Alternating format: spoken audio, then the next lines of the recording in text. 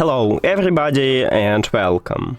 In this video I'm going to show you how to charge your earbuds Moto Buds 270 using your phone.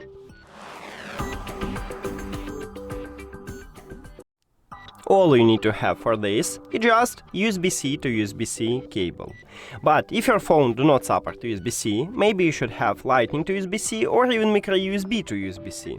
So connect USB-C cable to your phone.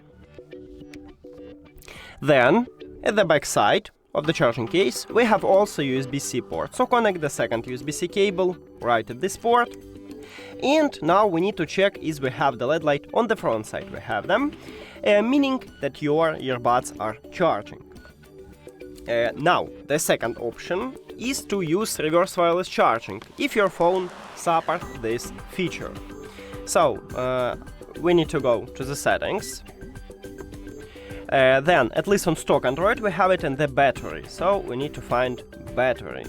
I guess you will have also in the battery. And right here we have battery share.